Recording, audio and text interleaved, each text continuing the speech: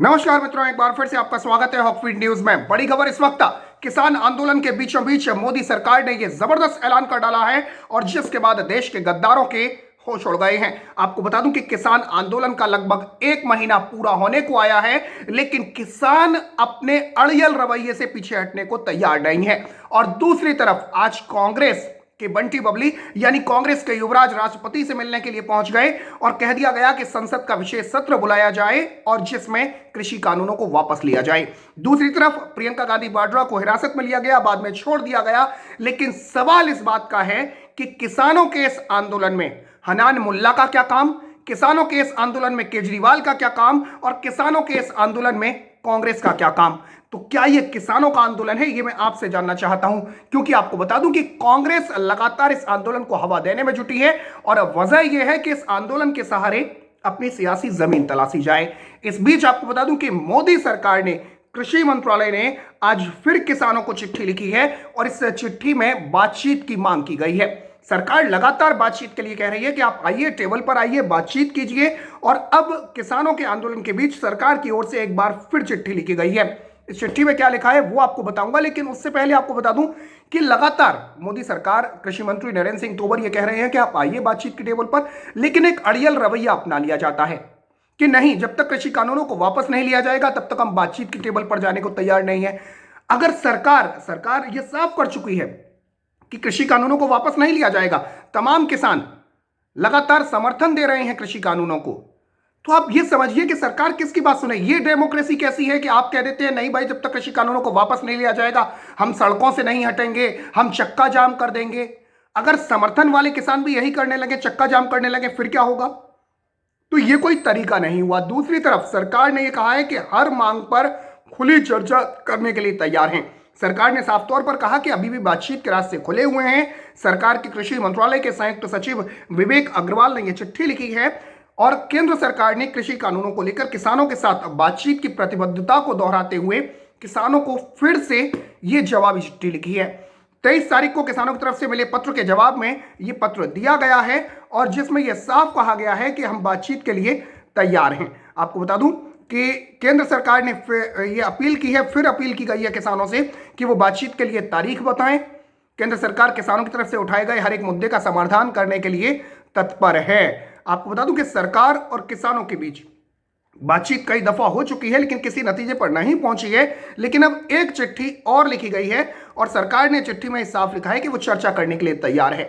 आंदोलनकारी किसानों को लिखे पत्र में किसानों से बातचीत के अगले दौर के लिए सरकार ने तारीख और समय निश्चित करने को भी कहा है कि तारीख आपकी होगी, समय आपका है, जो भी आप तारीख निश्चित करें। इसके साथ ही सरकार ने कहा कि आपके द्वारा उठाए गए मुद्दों के तार्किक समाधान तक पहुंचने के लिए हम प्रतिबद्ध हैं। लेकिन तार्किक समाधान मतलब किसी बात का कोई तर्क तो हो। आप एक अड़ियल रवैया, नहीं भाई जब तक कृषि कानून पीछे नहीं हटेंगे, ये तो एक मतलब एक हो गया कि जब आपकी जिद नहीं मानेगा तो आप कुछ भी करने को तैयार हैं।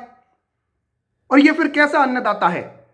पहले इस आंदोलन को हाईजैक करने की लगातार खबरें आई, लगातार ये खबरें आ रही थी कि अतिवादी वामपंथी इसमें घुस गए, इसमें खालिस्तानी घुस गए, इसमें पाकिस्तान जिंदाबाद के नारे लग रहे हैं। उसके बाद तमाम जो सियासी दल हैं वो इस आंदोलन को हाईजैक करने में लग गए, वामपंथी अपनी अपनी जमीनें तलाशने लगे, उसके बाद समाजवादी पार्टी, उसके बाद कांग्रेस। तो ये तमाम दल अपनी अपनी सियासी जमीन तलाश रहे हैं। तो इसमें अन्नदाता कहां रह गया? और अब आपको बता दूं कि 29वां दिन हो चुका है। जैसा कि मैंने आपको बताया कि एक महीना पूरा होने को आया है, किसान आंदोलन लगातार जारी है। लोग ये कह रहे हैं कि एक कमेंट मेरे को आया था जिसमें एक व्यक्ति ने कहा कि आप भी ठंड में जरा खड़े होकर दिखाइए रात में। जनाब, मैंने नहीं कहा किसी को कि आप ठंड में खड़े होइए। सरकार आपसे बातचीत करने के लिए पूरी तरीके से तैयार है, आप बातचीत कीजिए। लेकिन आप अड़ियल रवैया अपनाकर अगर ठंड में खड़े होना चाहते हैं तो उसका कोई कुछ नहीं कर सकता। और दूसरी बात, ठंड में कोई खड़ा नहीं हो रहा। आप एक बार सिंगू बॉर्डर जाकर देखिए, आप एक बार जो दूसरे तमाम बॉर्डर है वहां जाकर देखिए, मखमली रजाइयां लगी हुई हैं, बाकायदा टेंट है और टेंट में हीटर समेत तमाम सुविधाएं मौजूद हैं जो शायद आपको अपने घर पर नहीं मिल पा रही होंगी।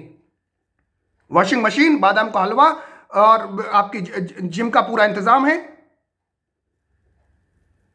ये तमाम सुविधाएं आपको मिल रही हैं। तो ऐसा कुछ नहीं है, फुट मसाज भी आपको दी जा रही है। तो वो नहीं है कि आप ठंड में खड़े हुए हैं। शाहीन बाग भी 100 दिनों तक जमा रख लिया गया।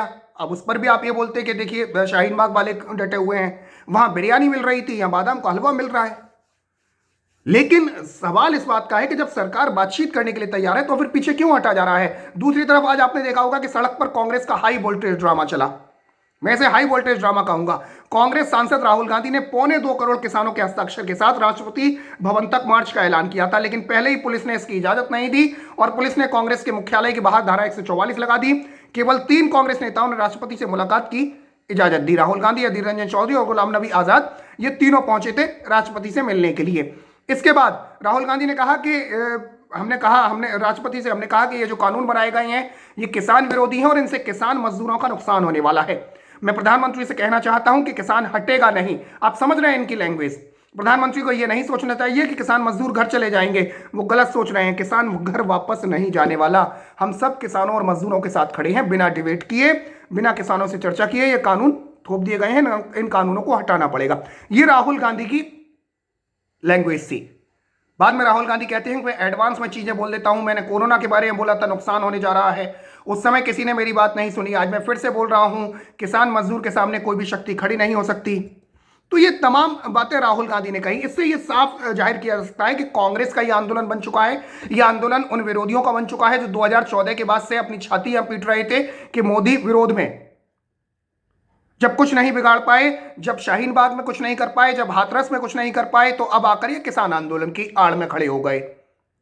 और कहा यह जा रहा है कि किसान हटेंगे नहीं, किसान हटेंगे नहीं। मतलब आप एक तरीके से सरकार को एक तो चेतावनी दे रहे हैं और दूसरी तरफ आप किसानों को भ्रमित कर रहे हैं, उनको उकसा रहे हैं कि आप बिल्कुल मत हटिए सरकार जब तक आपके कृषि कानूनों को वापस नहीं ले लेती है।